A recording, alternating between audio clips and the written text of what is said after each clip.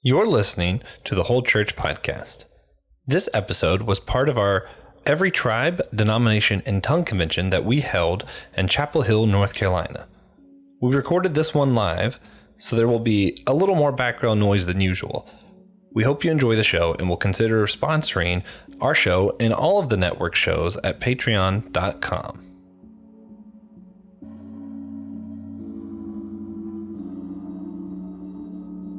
Titus 3, verses 8 through 11 in the Christian Standard Bible say, "This saying is trustworthy. I want you to insist on these things so that those who have believed God might be careful to devote themselves to good works. These are good and profitable for everyone. But avoid foolish debates, genealogies, quarrels, and disputes about the law, because they are unprofitable and worthless. Reject a divisive person after a first and second warning, for you know that such a person has gone astray and is sinning. He is self-condemned." In this letter to Titus, St. Paul is instructing Titus in how he should instruct other new believers. Here, Paul states that Christians should avoid debates about the law and should turn away people who are divisive in the church.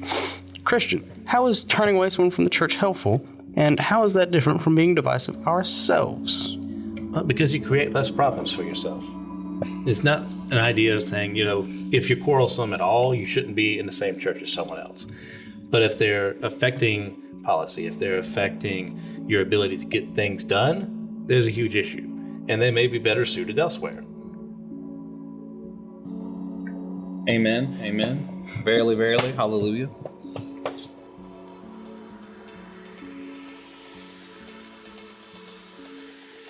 Hello, welcome to the Whole Church Podcast at Holy Trinity Lutheran Church, the Every Tribe, Denomination, and Tongue Convention.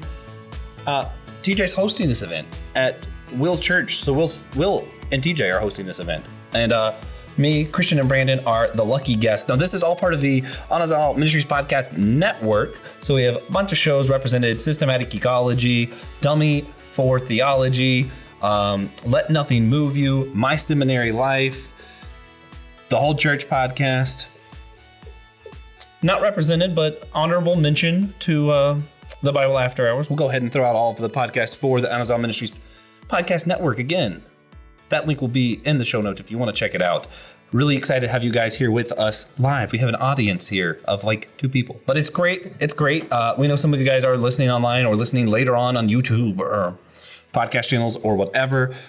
Glad to have you guys here. Glad to be here with TJ Blackwell, myself, Joshua Knoll, Brandon Knight, Christian Ashley. And for those wondering, we are talking about the church and politics today, which is, we're gonna do a quick fun fact for everybody. Ron Swanson in the great show Parks and Rec was originally going to be TJ. But when they tried to put TJ on television, it became apparent that his essence is just simply too powerful. So they had to limit it. They had to settle for someone else. It's a real shame. Yeah. Yeah. But we'll cover that further on our Patreon. If you go support us, you can check that out. Check out the AMP network. Link is below, like we said before. And subscribe on Apple Podcasts to the network's paid channel for exclusive content from all of our shows. Patrons get 2 bonuses a week, usually. Occasional Whole Church News segments, free merch every 3 months for $3 more, discounts, and Apple subscribers get all of our Patreon bonus episodes, 1 bonus episode a week from Systematic Ecology, and 1 a month from Joshua's other podcast, Dummy for Theology, where he will discuss a single theological term each and every month. And now, it's time. It's time for one of my favorite spiritual practices is it's the most unity engendering thing possible. I continue to say this as it has caused many debates on the show, but we'll keep doing it. It is our segment, the Silly Question segment, where I will ask our guests a silly question, and TJ and I will answer first, give you time to think about it. I love silliness, and today's is particularly amusing for myself. Which Teenage Mutant Ninja Turtle do you think could deliver the best sermon? TJ. Splinter. That's not a turtle. Mikey. Mikey? Why Mikey? He's kind of... I'm Mikey. Fair. I always knew you were a turtle. Everyone else is too much in their own way. You know what? Hear me out. Old Pentecostal or Baptist preacher style. Fire and brimstone, Raphael's preaching. Oh, yeah. I will love it. That sounds so much fun for me. Okay, I'm about to disappoint everyone, especially Joe. Sorry, Joe. I've never been a huge TMNT fan. It's not like I don't like them or anything. It's just I don't care as much as other people. So my answer was I was gonna stretch and cheat like I always do and say Splinter, but someone took that. So I'm gonna say I said that too. Anyways, because I believe he's a wise man, we should listen to him. He's always looking after the turtles and everyone else around him. So I say Master Splinter. That's fair. You should get a pass. I have a very basic working knowledge of the Ninja Turtles, mostly from those 3 movies that came out in the 90s. Am I the one who knows the most about Ninja Turtles in this? At this gathering, you do, yeah. How is that a thing? Joe is like flipping over his laptop right now, though, because he loves. I mean, he just started a whole show about. Are you shell shocked right now that they don't? Yeah. Yeah. I was wondering. He's the sound to salt now. I think for me, I would go. I mean, I also wanted to cheat and say April. Good one though. I think she could, really, though. I'm gonna go. I think we could go Leo, mainly because Leonardo sounds like a good, like old-fashioned preacher name. Yeah, he's Presbyterian though. Yeah, he's for sure Presbyterian. I like your Raphael thing, though. I think you have a really solid argument with the Raphael thing. It might be a worse sermon, but it would certainly be more entertaining, I think. It would just be so much rage. It would be the one that's most on character, I think. Everyone else, because the rest of us are just kind of like spitballing here a little bit. I think you have tied a very specific style of preaching with the character that most matches it, for sure. Well, some of us just have a longer history of practicing silliness, so I've gotten pretty good at it. Austin Wade. Sorry, we have two guests. We have Austin and we have Wade Wilson here. Do either of you have any input on what Teenage Mutant Ninja Turtle you think would be good preaching or good turtle soup? I'm also curious about that answer. All of them. No? Okay, we will move on. Specifically, Last Ronin. That would be some amazing turtle soup. In my head, I feel like Wade Wilson would really like Leonardo answer. Like, the sword style is kind of similar. Yeah. Yeah. Okay. So, on to the riveting topic at hand.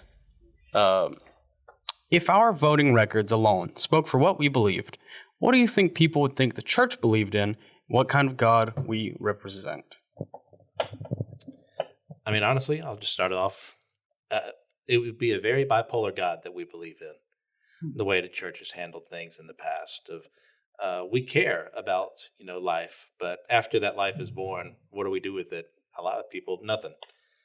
And it's a real shame that that's what people would probably think that God was, is he's this inconsistent, says he's a protector, but really, does he do it? If the way the church votes sometimes? I mean, I wouldn't say he was. Yeah, I did a whole week or two in class on this topic back in February on like God and politics type of stuff. And also through the lens of like generations, studying generations and like the differences in like politics and whatnot. I would echo with Christian. I think bipolar is a good word to describe how God would be viewed, I think. Also from like the earlier panels that we've also have discussed when we did the MSL episode, and we were talking about, this assumption that all Christians are supposed to vote Republican or be a Republican in order to be a real Christian or whatever. I think obviously there are Christians across the spectrum, but again, based off of like polling numbers and also just loud voices, I feel like people would also think conservative, Reagan-like, that God would be more along those lines. In that kind of world, which again, I know we harp on it a lot, and I harp on it a lot, but also is because they're sometimes the loudest category. They're sometimes the loudest group. Sorry.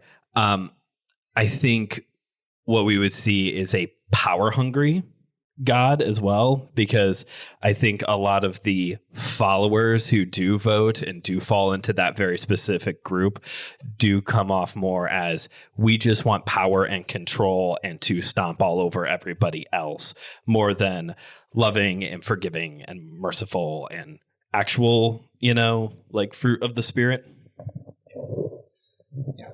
We did have one comment come in that there's really just not enough data points to generate a reliable curve. What do you think about TJ? Is that probably pretty accurate? Yeah. Yeah. I could see that. I also kind of agree with a lot of what you guys said. Ironically, I think he'd probably come off a lot like the kind of God Raphael's preaching about. A lot of that fire and brimstone, it's about the rules, it's about the judging, not about the caring kind of stuff.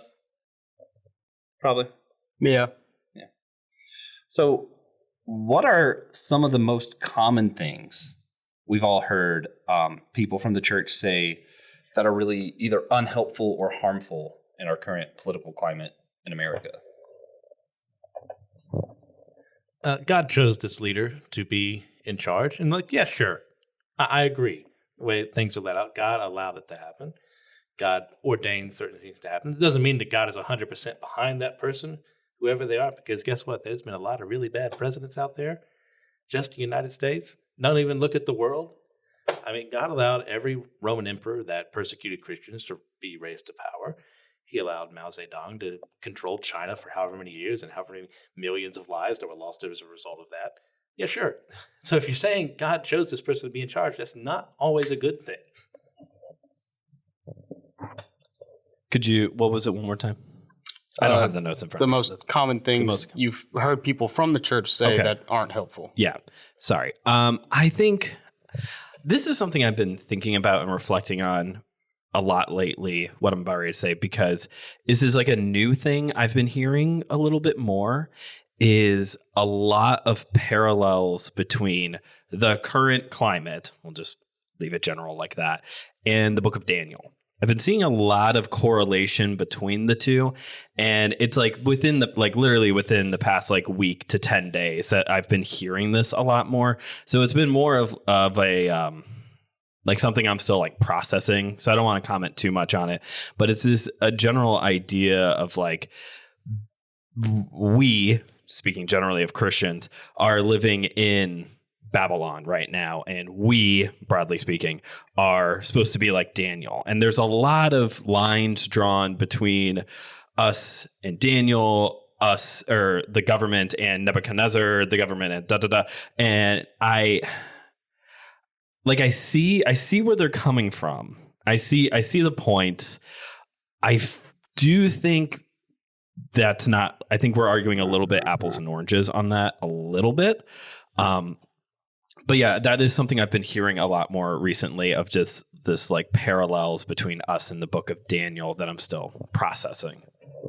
I hear God hates statements a lot.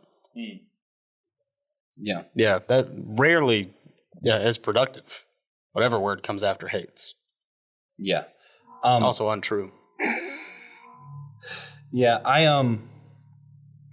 ironically, this is one of the few things that I feel like I'm actually really kind of have some credibility in, because in my biblical studies degree, my two main focus classes were Daniel and Revelation. And I do think there's a lot of misunderstanding of what kind of literature Daniel is. I won't go there. That'll be whenever Christian finally gets to the book of Daniel on Let Nothing Move You, and he agrees to let me come on and disagree with him. Then I'll be there. Several years from now, I look forward to that. Yeah, y'all just keep waiting. But I think in general, just to get some more general concepts, Daniel, Revelation, all of your apocalyptic literature in the Bible wasn't written to say, here's what's going to happen one day. We need to be prepared for this terrible thing to happen. It was more of a reflection on what was currently happening. If you look at the number 666 in Revelation and how it correlates to some of the empires at the time, all that kind of stuff. You look at the beasts of, the two beasts of Revelation. I don't know if people know there's two beasts. There's two beasts in Revelation. They both correlate to very clear examples of what leaders were doing in that time. And it was to show in this, kind of like what we do with fiction, not that this is fictional, but it's like what we do in fiction, where we show this other story and say, here's what happens in this scenario. And you realize, oh, wait, I'm that character. So, we're seeing the apocalyptic, we're seeing where God's people fail and where they succeed and what happens to God's people in this other story. And it's supposed to tell us what we're supposed to be doing right now in our scenario. And that's where there's a lot of parallels that I'm like, I think y'all are really stretching to try and make this the final times, but also, there's parallels.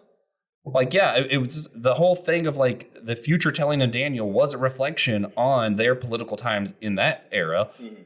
And of course, politics repeat themselves. Of course we have evil leaders now that are going to mark the same marks. If you look at the whole requirements of the Antichrist, you're going to see Donald Trump.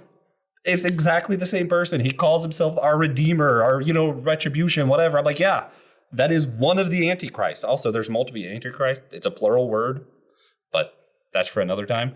When we get to 1 John forever from now. Yeah, we finally get to 1 John. And and you're going to see the same thing on the liberal side, whoever's in charge, because politics will never be perfect. Humanity always sucks. And anything bad that's currently happening, the whole point of apocalyptic literature was to tell us how to deal with it. So, duh. Yeah. Well, because there's so many of us today, we are going to do our roundtable roundup. Again, this is the second time, I think. Mm-hmm. And I'm going to read out all 4 questions so that everyone knows what they are. I'll go back one at a time, and each of you can answer only one of the 4 questions.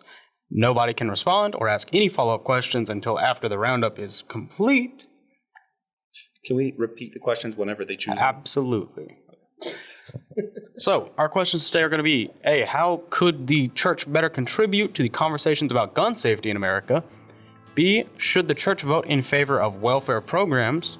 C, are there any areas in our country that could be made better by the church doing what it's called to without changing our individual politics? And D, should Christians ever abstain from voting? Now, he seems a little... I was gonna ask Brandon first, but... Oy vey. Shabbat. Shalom. Should have brought some more beers with me before we started this one. Man, what was that third one? The third question. Are there any areas in our country that could be made better by the church doing what it's called to without changing our individual politics? Okay. Man, I feel the same way how I felt at Cookout the other night, trying to decide, but Josh isn't going to tell me which one to order this time. I'm going to go... I want to take a stab at that voting question for a second. Okay, so should Christians ever abstain from voting? Yeah. Or the other one, the welfare one. I'm gonna just ramble a bit on the voting one for a second. I think I'll go back to one of my usual rants that I go off on with MSL, and that is Christians need to exercise wisdom better. Christians love to have black and white answers. Even though we talk about how we want, we don't want preaching that's just telling us what to do. We want good theology. The way that we act is that we just want to be told what to do. Do this, don't do that. Which probably continues to build up this stereotype that Christians are just a bunch of rules keepers rather than being in a relationship. And that's where the wisdom literature that we often skip over kind of plays a factor into this of these are just ways to live out your life, ways to live out your faith that are more fluid, more flexible. You have to think and act. That was the big thing about wisdom literature in the ancient Near East, is that it was not just philosophical thoughts, but think about this, honor the Lord that way in practice. And so when it comes to this voting thing, are there ever times when a Christian shouldn't vote? I mean, maybe if you hold that conviction that tightly that none of these candidates, maybe not necessarily thinks what you don't think that they are a best fit for whatever it is you're voting for.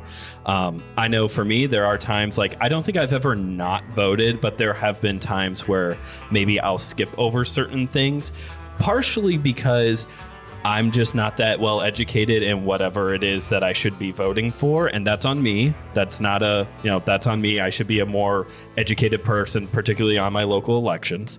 And so although I may show up and vote for everything else, I may skip one or two because I just don't know. And I'm not necessarily on that whole, it is like I do have the right as an American to vote. I understand that. Is that a God-given right? That's where I'm kind of like, okay, if I don't vote, I don't think God's going to necessarily be mad at me about it. Like I said, this is going to be rambly. Hopefully everyone else has shorter answers. So unfortunately, I'm kind of doing like the yes and no answer, I would say. I think to hold the conviction that you absolutely have to go vote, like if it's that important to you, yes, you should go vote. But I also think you should be educated when you go vote. And maybe that means that there are times where you skip certain things and make a note to go back and like learn about, like your local elections or people running. So that way you can be a better voter the next time. Yeah. You always vote for sheriff though, right? I always. Yeah. Right. Do I always vote for sheriff? Super important. Actually, no, I don't. I actually don't. But that is because in Lake County, Indiana, there actually has been a long history of like criminal issues with the sheriff's department. So I have to I always like to go into it either being very like conscious of what's going on or like, okay, Brandon, you need to be better prepared next time. So. Mm-hmm. Real quick, I just want to catch our listeners up to some of the very amusing comments and corrections we have. This is in fact not a round table. It has been pointed out. It is a rectangle. Yeah, we're not at a round table. Also, you have been corrected. Okay. Having mentioned Babylon, you should not have said that you were rambling. You should have said you were babbling. Oh, yeah, that was a missed opportunity. Yeah. I acknowledge you missed that out. Thank you, good night. I'm out. Also, vote for Sheriff Woody from Toy Story. That's our advice. All right. So, Least problematic. Christian, do you have? Woody's pretty bad. Do you have? He learned from his mistakes. How many mistakes? At least one every week. I really don't love his record. How many mistakes are we gonna let him make He's in human. office? No, he's not. He's got the soul of a man. He's learning Kingdom Hearts. So which? Toys. we did learn that in Kingdom Hearts. So which roundup question would you like to answer for us today, Christian? Yes. No, I won't do that to you. I'll focus on the gun safety one. Yeah, sure. Let's go to that hot button issue. All right. So how could the church better contribute to the conversations about gun safety in America? Okay. Well, here we go for that yes and no. Hot trigger Again. topic. Yes. I believe that people should be able to own guns. I also believe there should be ways to control people gaining access to those guns. I know it's a very unconservative answer I just gave, which I think people are wondering more and more if I'm actually a conservative if time goes on. I've never questioned. With some of the answers I give, Josh knows me a little more, so he knows the true conservative that lies underneath, waiting to leap out at any moment. You make me question if I'm really moderate. We're gonna have a tax bracket question, and Christian's gonna go crazy. Oh yeah. No. When it comes to gun control, the idea that I can just walk into a store and just grab one appalls me in some states, in some areas, and in some countries. That should never be the thing. I'm not saying there should be, a 30-day, a year wait to gain access to that gun. What I am saying is there should be always criminal background checks. There should always be a psych evaluation for certain scenarios. And the church, when speaking on these matters, should say, rightfully, that self-defense is biblical.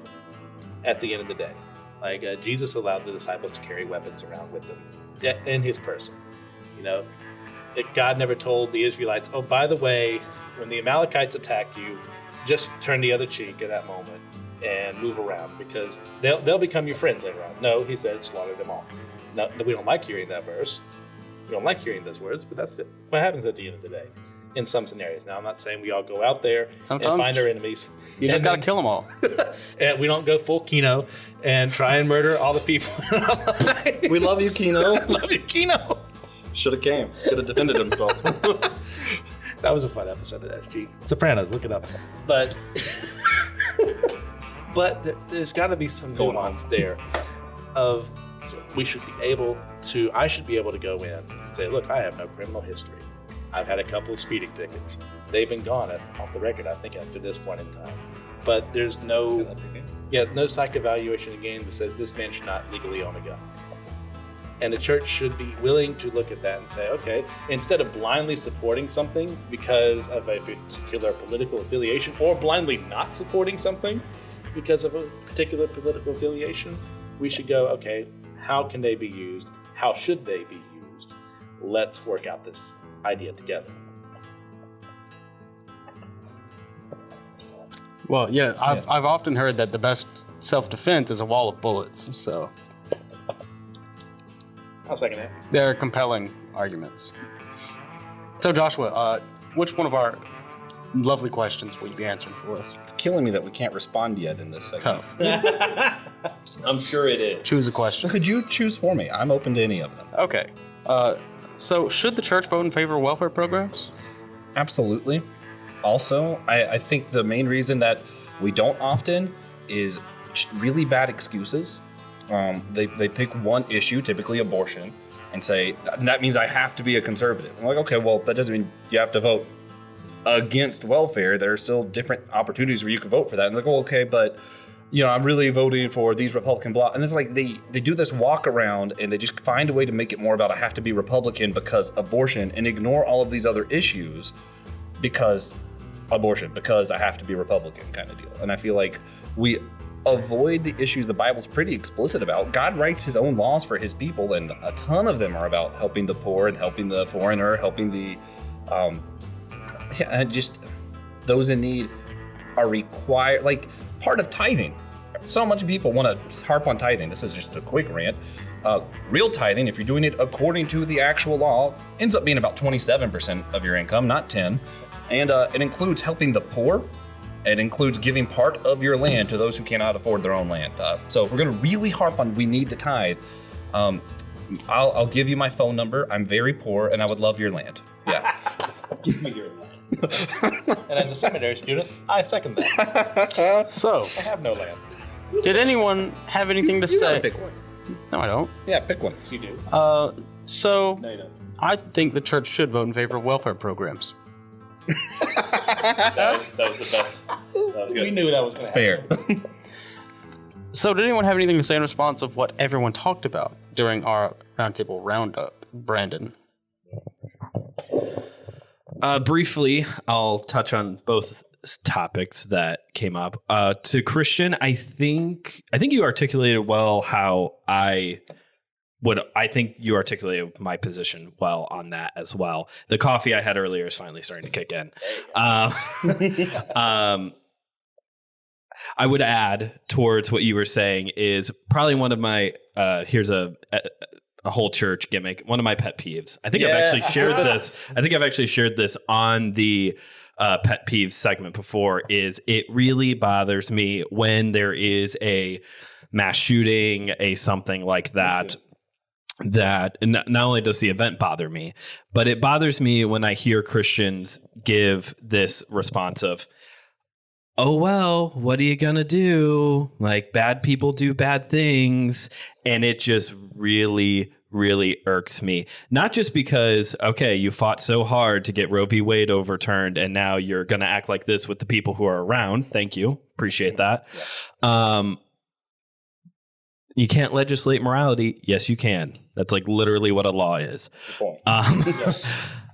That all very much bothers me because it's just such a flippant attitude when it comes to human life. And it's also like you gave up.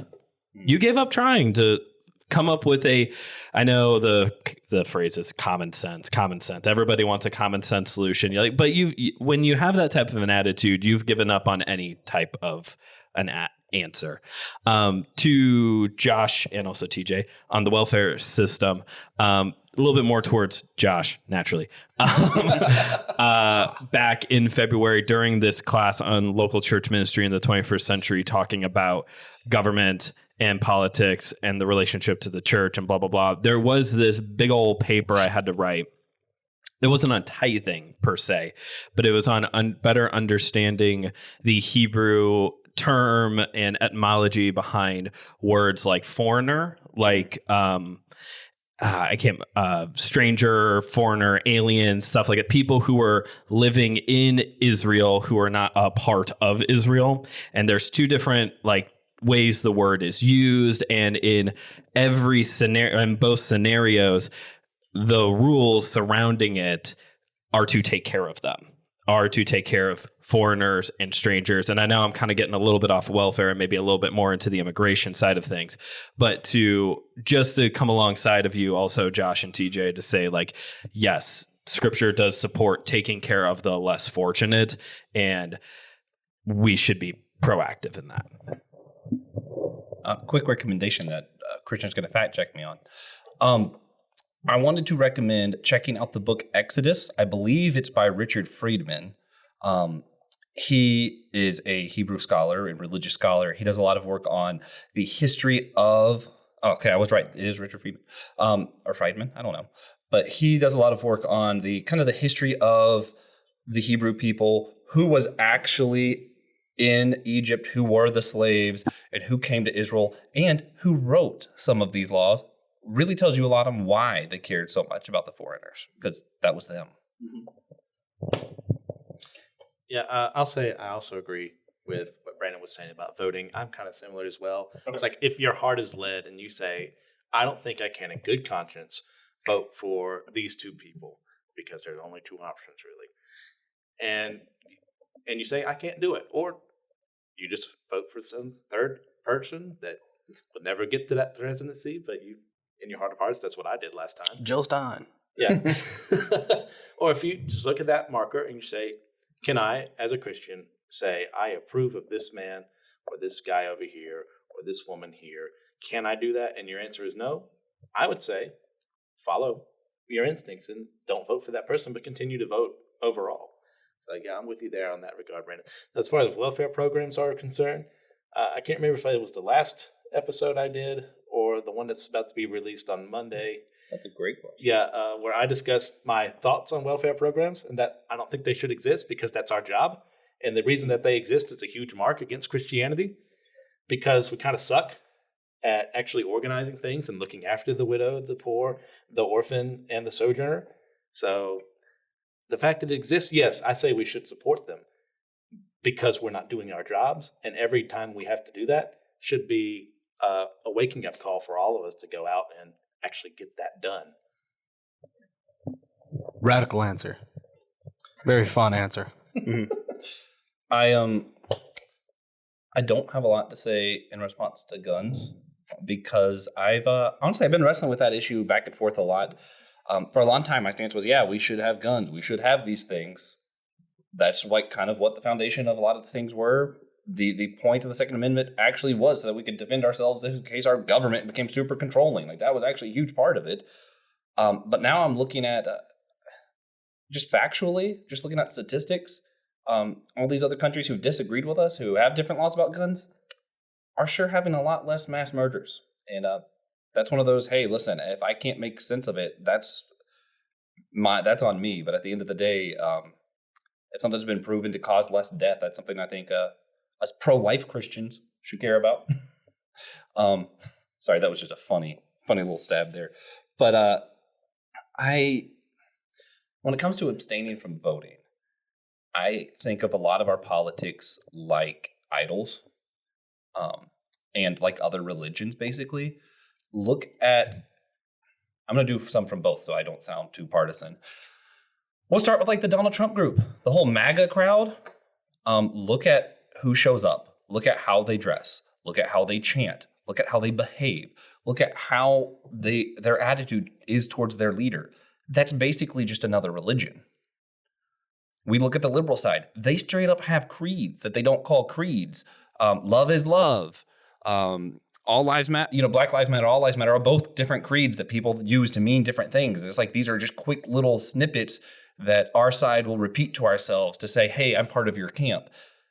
Those are just kind of religious elements about something that you shouldn't be worshiping. So that's just idol worship, as far as I'm concerned. Did you want it? I was gonna finish. But. Oh, okay. So that's half of my concern is just we're just succumbing to idol worship, and I hate that idea. And then when you couple that in, like there's so much inconsistency. We're going to say on one hand, this man's unfit to be leader because he did all these sexual sins, all these different things. But then this guy who's on our side, well, his behaviors doesn't really affect his politics. And then they point to the Bible for both things. And it makes people feel like the Bible doesn't really mean anything. We just do what we want. Because, absolutely. The Bible does show where God punished Israel because they had a wicked leader. They also show where God really loved Israel when David was there because David was super righteous. Even though on his deathbed, he was like, "Hey, can someone please bring me a virgin to sleep with while I'm dying?" Come on, guys. I'm going to TJ this one. QAnon's a cult. That's also, that's accurate. I'll second that. But I think at the end of the day, Christians, right? You follow your conscience. If you truly believe that a wicked man in office causes the country to be judged by that, don't give up on that belief. If that's really your belief, like a lot like what C.S. Lewis talks about with faith, like it can't be an emotional whim. If you have come in your own reasoning to this is what my belief is, then stick to that. Don't let your emotions change you. If someone changes your reasoning with logic, that's great, but don't let it just be an emotional thing, which I think is what a lot of people do. I think it would be better to abstain from voting. And that goes back to the idol thing. People make it, you have to vote. If you don't vote for our guy, you're really voting for the other guy. First off, that's just false. Second off, you're saying that voting is the absolute top priority right now. How is that different than idol worship? How is that different than your pastor's illustration about sports teams last week and worshiping Florida State Seminoles, whatever your team is? Like, it's the same thing. It's just lame excuses we come up with because God really cares about this thing. Well, yeah, he does care about a lot of these things, but he also really cares about a lot of the things that you're supporting you shouldn't be. So yeah, I think sometimes abstaining probably is the Christian thing. Going back to Daniel, Daniel wasn't the man of God because he voted one way or another. It wasn't because he went along with the politics of the time or went against the politics of the time. It's because he said, here's the right thing, and I'm just not going to do this thing. And I think sometimes when you're looking at what's going on and you can just say, hey, this is idol worship. Both of these people are evil. The politics are evil at the time. As a Christian, what part does light have with darkness? I think sometimes, abstaining is probably the Christian thing to do.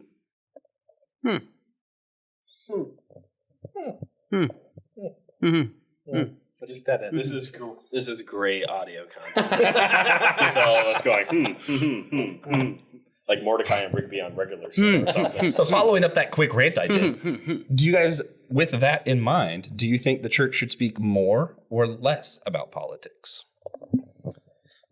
I would say, God help us all, more. In the fact that we are living in a time where we are able to do so.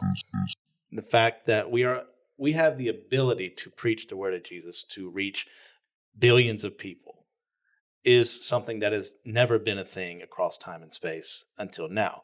Now, let's also look at the fact that there was a time in history, a lot of time in history, where that wasn't possible, where we weren't the majority in any situation. You look at Rome. One of the wickedest places in human history. And yet, behind the scenes, Christians didn't have a say in government. They worked. They loved one another. They took care of people. They worshiped God as united as possible in that scenario. So, if something were to happen, every prepper's worst nightmare, that the United States government took control, Christianity was outlawed, the beast is on the loose, and we act like there's any way we could possibly stop someone God has allowed. Oh, by the way, speaking of, leaders God allows him to do that in that scenario, as if we could somehow stop him from doing what's already been prophesied. Like, it's okay. Work is going to get done. And regardless of where you think we're going to end up, with the rapture, if it's the beginning, if it's the middle, 6.5 years like me, or very end 7. Like, it doesn't matter. God is going to get done what he wants to get done. But we should use our voice for good, which is something, like I said, we haven't had the ability to do for a very long time, historically speaking, to reach as many people in this way.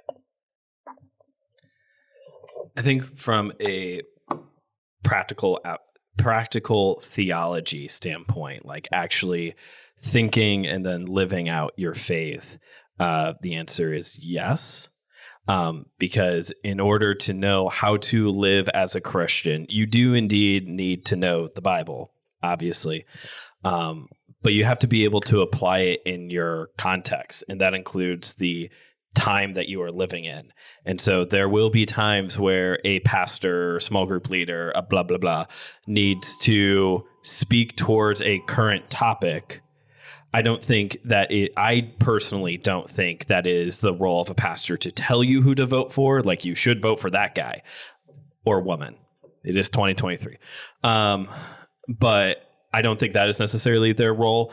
But part of this class, I keep going back to this, but like part of this class was wrestling with, okay, what is social justice? What is critical race theory? What are the ideologies of the LGBTQ plus community, and looking at them from a variety of theological viewpoints, and then trying to determine how do we personally live in the context that we are in right now, but also then to like engage your culture well with the gospel. There are plenty of churches, we all know them, entire groups that stopped at some decade point. And the expectation, what I have found experientially, is that those types of churches, one thing you will hear to explain the emptiness of the pews, the dyingness of their congregation, is people just won't go to church anymore. It is an external issue rather than a willing to look in the mirror and say, this is an us issue. And so I think we need to be engaged with culture. We need to be aware of politics. The church needs to talk about these things. You can do still exegetical preaching through a book of the Bible and end up talking about a variety of these issues. You can do topical series on these issues. It is possible to talk about these things, and we need to talk about these things so we can engage in the culture. I think it was Karl Barth who said that a Christian is one who has, I'm butchering this quote, a Christian is one who has a Bible open in one hand and a newspaper open in the other. Just like you have to be aware of what's going on in both in order to live in the context you're in. Just glad it didn't mean I have to be able to read two things at once. No. I don't have that kind of talent. Just keep reading across. So, is there such a thing as a responsible, nonpartisan stance the church can make on politics? I'm going to say yes and should, because going back, adding to our last question even, I don't think any church should be talking about the Republican and Democratic parties necessarily. I think that is just commenting, again, idolism, other religions, basically. That's not really the church's place. But, and I think it would actually help our country's conversation, everyone's conversation, if instead, what if your pastor talked about political situations? What does the Bible say about welfare? What does the Bible say about your right to defend yourself? What does the Bible say about immigrants? What does the Bible say about all of these specific things, rather than, is the Bible more progressive or is it more conservative? Is the Bible more Republican? Is it more let's talk about the actual issues. Let your people decide for themselves. The people of the church are actually smart people. They can figure it out. Give them the tools of what the Bible says about things. Let them make up their own mind who to vote for. And I actually think what you'll probably find is a lot more churches will end up having easier time with unity, because it's not, oh, your church is a Democratic church, mine is a Republican church. We never say that. That's like the quiet part. But that's what we all believe. We're in a Lutheran church, and a lot of people are like, oh, that's one of the Democrat church. And, if I go see Christian Church, Southern Baptist, everyone's like, oh, so you're a Republican. Like, that's just kind of assumed. Going back to that other episode we did with My Seminary Life, that's just something that's assumed. I think we'd have a lot more unity, because realistically, both of those churches are going to say the same thing the Bible says about welfare. They're both going to say the church says the same thing about a lot of these political issues if we talked about them individual issues instead of which party, which bent do we have kind of deal.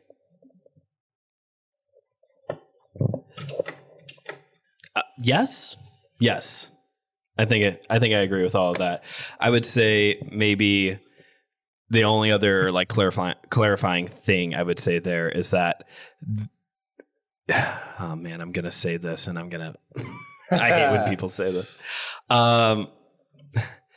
God is in control. God's kingdom is overall. And it's that cheesy line that everyone gets tired of hearing. But I think specifically in this context, yes, this is one of those situations where I really think you have to look beyond red and blue and green in order to find that nonpartisan unity ground thing. You really do have to look beyond those things, and in voting and in how you live out your faith, you have to think beyond those parties as well and get back to scripture.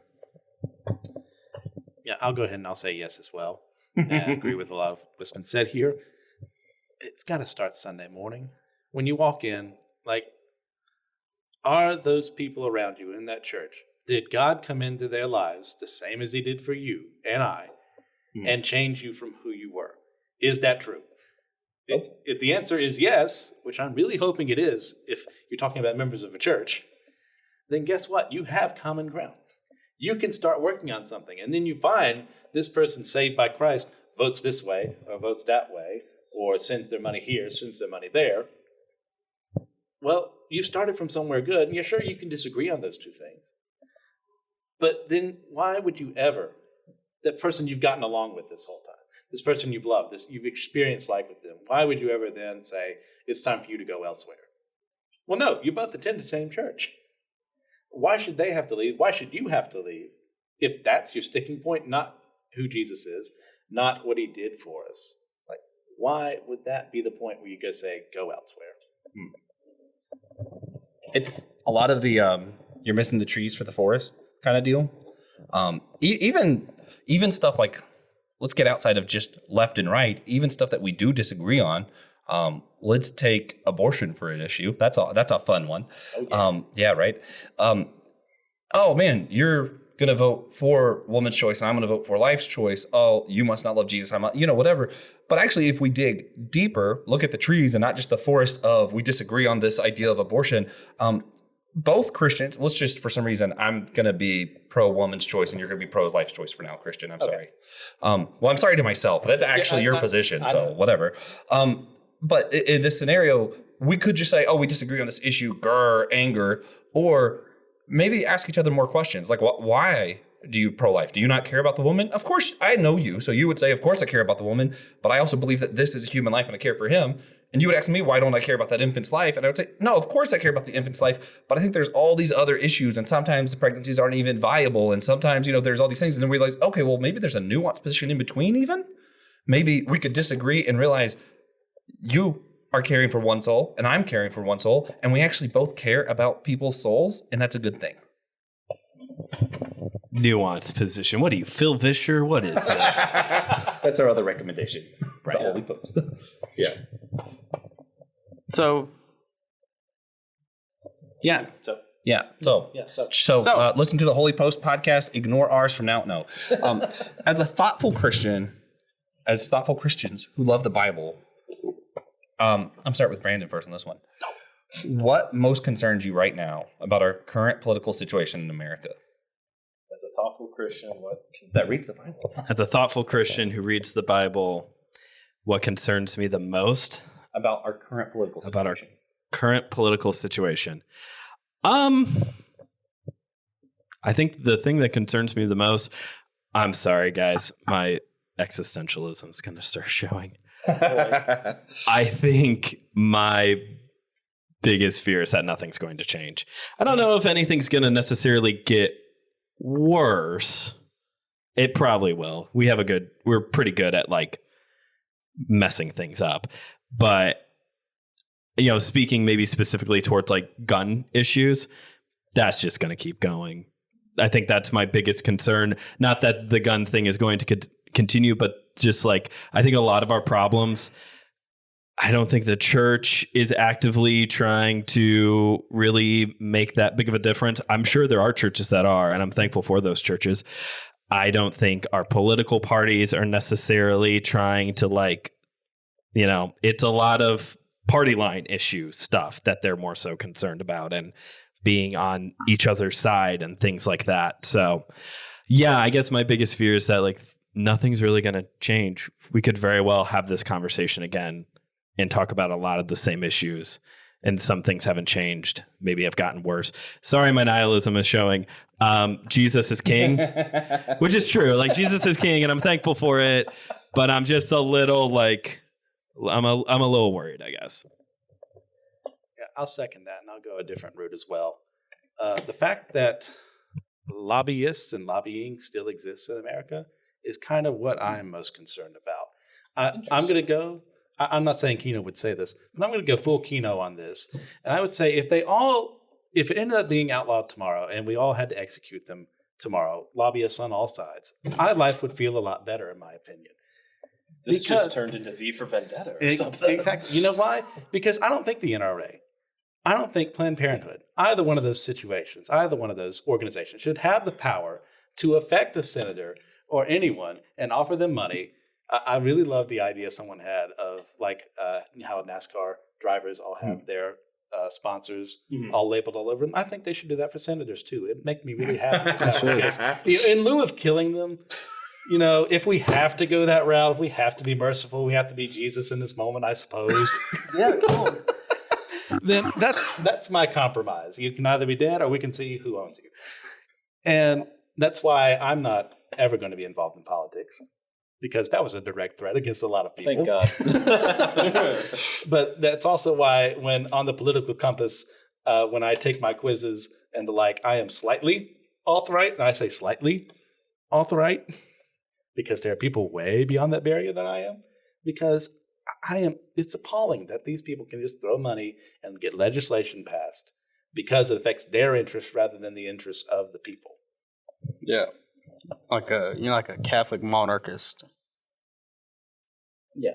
Yeah. I want to cheat so bad. I will say I obviously am concerned about how polarized everything is, but I think everyone's very aware of that.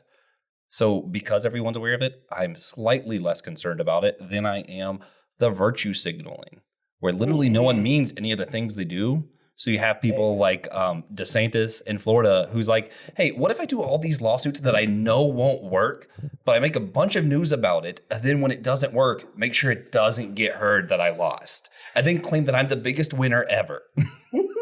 And it's like, okay, dude, sure. See how well that's working with Disney for you over there, bud? Come on. And then, he's not doing it because he thinks it works. The guy is incredibly intelligent. He knows this stuff doesn't work, but he knows that virtue signaling will get him more wins, get him more sponsors, get him more money. So you know what? What if I just do virtue signaling knowing that I can't possibly succeed?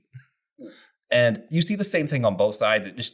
It's so irritating how many people were so pro defund the police until, oh man, that's not popular. I was against it the whole time, guys. Really? Fascinating. You were really against it the whole time. We have TVs now. It can record things. It's wild. So that's probably my biggest. The whole virtue signaling of a bunch of people trying to act like they're on one side or the other so that they'll look good when they don't.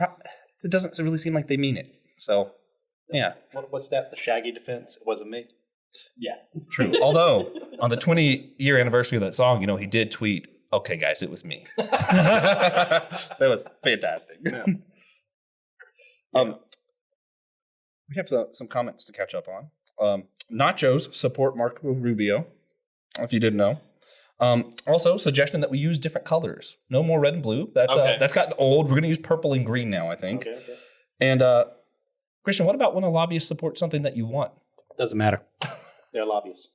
Okay, there we go. So consistency. Yes. Yeah. I will be consistent in that regard. They can all go. So how can the church better speak life and love into the polarizing political climate in our country?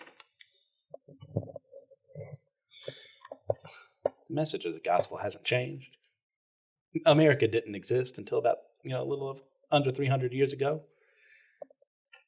The gospel doesn't change. What is the gospel? It's to love God, love your neighbor as yourself, preach Jesus, make disciples, baptize them in his name.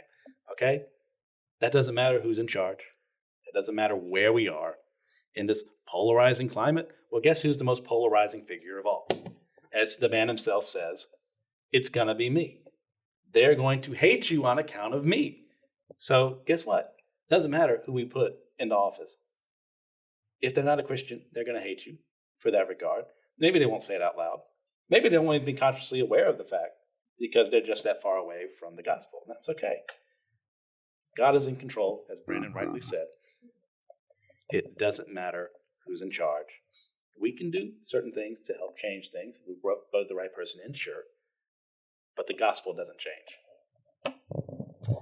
How can we better speak those things? I guess I will just keep coming back to something I've said throughout this episode, is that I think in order to do all that, what Christian was saying about the gospel hasn't changed, discipleship, leading people to Jesus, all the things we should be doing, it's like the baseline stuff, continuing to educate ourselves and being aware of what's going on. Again, to love our context, whatever that may be. We're coming from several different locations, and how it looks for Pastor Will here at Chapel Hill is going to look different for our TJ where he lives at South Carolina.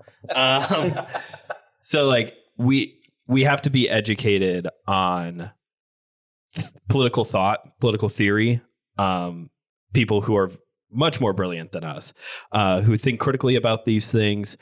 And for us to then think critically about what they're saying. It's kind of like that whole pastor situation of like, listen to your pastor by all means, listen to his sermon, but also think critically about his sermon, think critically about her sermon, reflect on it through scripture's lens. So read books, watch the news, listen to podcasts, watch documentaries. Like, in order to engage the current climate, you have to like have a thermometer. So yeah, continue to educate yourself. I'm going to use that word that I hate when other podcasters use. Authenticity. There's so many of these examples of preaching life and love to the community, how we need to love people better and all this stuff. And even when what they're saying is done well, it happens a lot of the time, it comes off as though you don't mean it, or as though it's like a show, or you're trying to do it because that's going to make more people want to come to you. Like, it comes off almost more political than it does ministerial. That's a word. Yeah, sure. Like pastoral. That's what I should have said. Ministerial. Yeah, that's a good one. But I think you know what I'm saying. Like a lot of times it's, we want to love people, we want to do outreach, but your outreach is like big signs for your church as you give somebody food once a year in a food. Like okay, well, what if you gave them food all the time and didn't have to make it a big advertisement thing? Like, what if you did it because you actually care? Because people can kind of tell when you care or not. One thing that blew my mind working at Domino's is I kept arguing. No one can tell if I answer the phone with a smile until the manager started calling me out on it. And I was like, oh, people can actually hear a smile in your voice. That's a true thing. And what it really comes down to is people know when you're authentic or not. When you're saying stuff because I just want people in my church, they know. When you're saying stuff because you genuinely care about people and love the people God created, love them the way that Jesus loved them, the same people that Jesus loved, that'll show.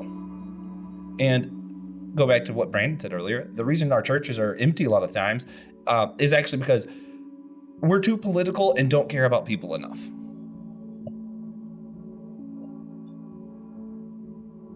That was a fun note. So everybody, if you could give one tangible action how to help better maintain unity of the church around politics, what's the most practical thing that you can think for people to do, Christian?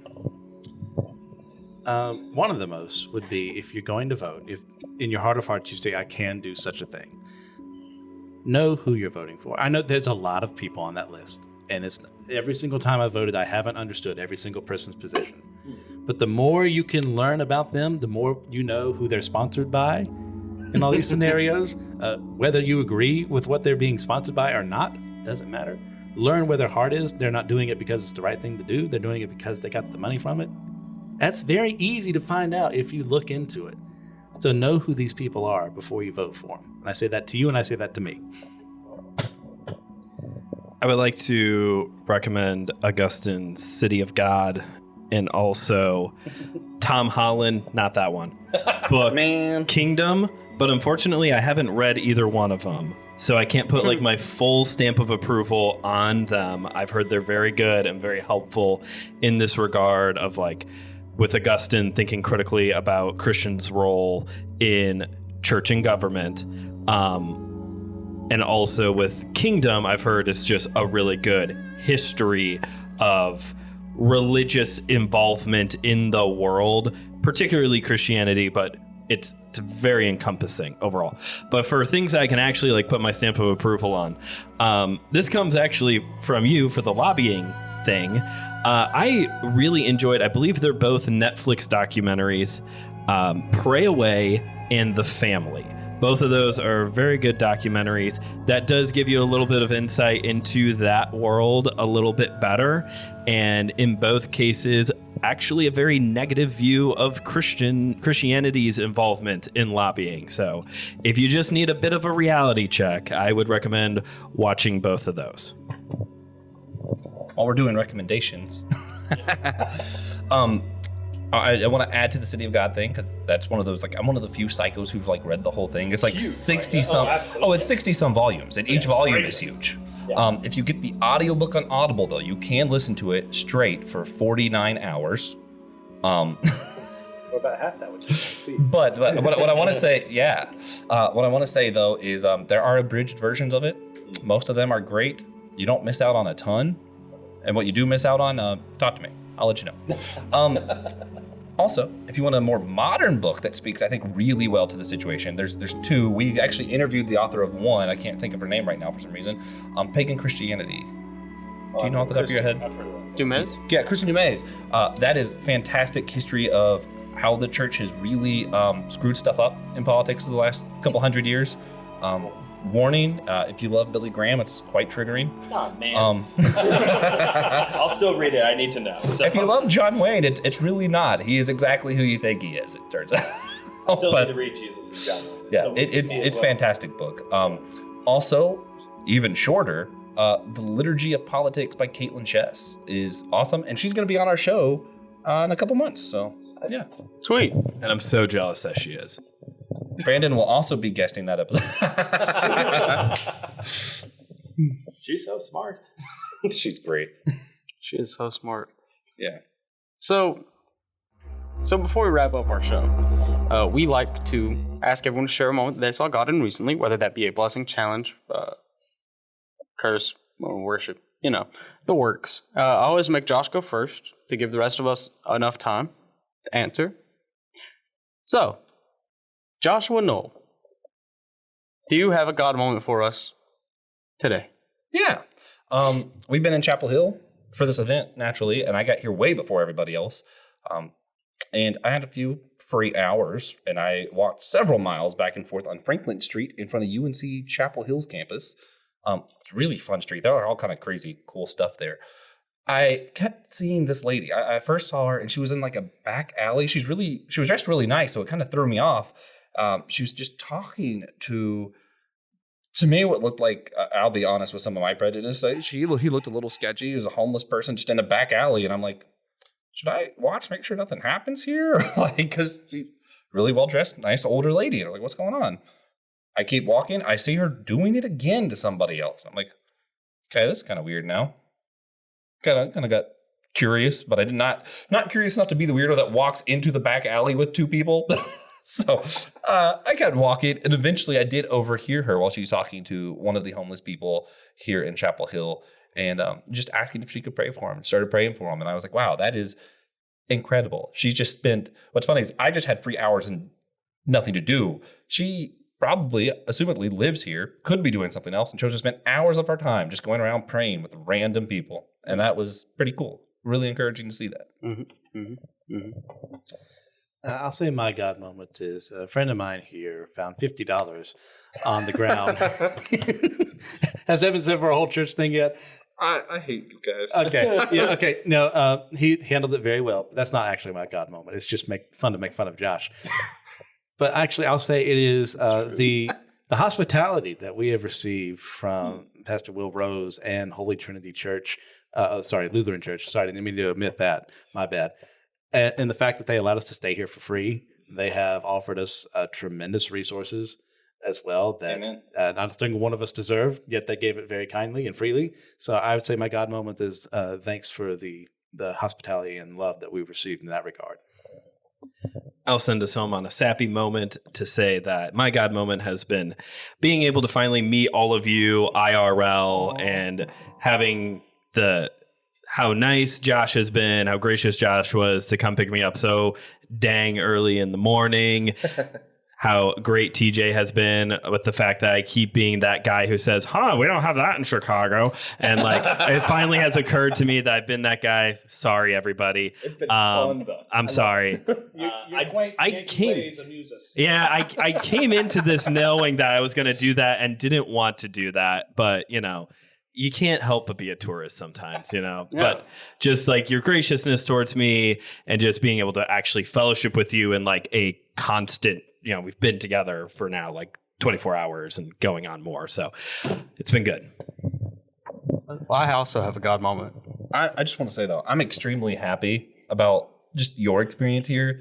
I live in Charlotte. People aren't as nice. I like every cashier, every store I go into, I'm like, these people are just so weirdly kind. Like they're so kind here. And that makes me happy because everybody talks about Southern hospitality. And I'm like, man, he's going to come and be so disappointed. And I know I wouldn't be. I think you really had that here. I've never been here at all. I've never been to North Carolina at all. So just the whole experience has been cool. Yeah. Yeah. My God moment is twofold. Technically, it's like 100 if you're counting. Nice. I have a very flat tire. For the record. The other day I had 0 PSI in that tire. However, it does hold there long enough for me to come to Chapel Hill. Good. For my little 4-hour drive. It's fine. Also, the Devils have been defeated. Yeah. To hell with the Devils. The New Jersey Devils. Yeah. While we were having this church convention, there was just such a powerful move of God that the Carolina Hurricanes slayed the Devils. Yep. It was pretty awesome. That's what happened. Once and for all. I wish. Fun fact, Eric Howla has now become the first person to ever lose to 3 different teams in consecutive playoff years. Oh, no, he lost to the same team while he was on 3 different teams. Oh, okay. In consecutive years. Yeah, that is more impressive. Yeah, That's funnier. That's way more amusing. Yeah. And it was us every time. And the year before that, 3 years ago, he played for us. This is why you should have made hockey one of those things you geek out on in that systematic psychology episode. If you enjoyed this episode, if you enjoy supporting us, please consider sharing this episode with a friend or a cousin. You could share it with an enemy. We have several. Several enemies. We've shared several with this episode. Share it with a Devils fan. Don't share it with Devils fans. I don't want them to hear me. Oh, man. Check out our Patreon. You get free stuff if you support us on Patreon long enough. You can get bonus episodes and content from all the AMP shows on Apple Podcast if you pay to subscribe to that feed. Yeah. Paid subscriptions are tight. Sorry, inside joke with a friend in the audience today. Anyway, so check out all of our other shows. He mentioned the AMP. That is the Anazao Ministries Podcast Network. It's all of the hosts here have different shows that are a part of that. We have Systematic Ecology. We have Let Nothing Move You, My Seminary Life, A Dummy for Theology, The Bible After Hours.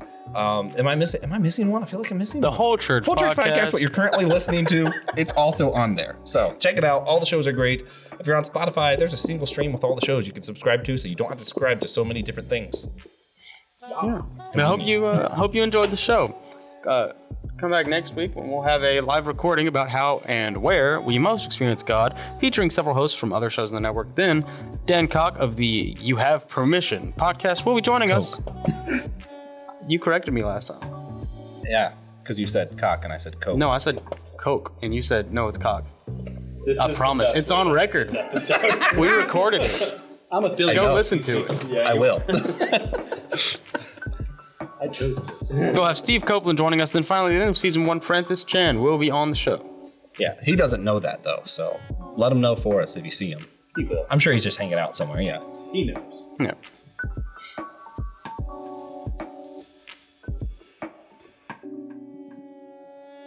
Thank you for listening to the Whole Church Podcast. Remember, you can always sponsor our show at patreon.com/The Whole Church Podcast.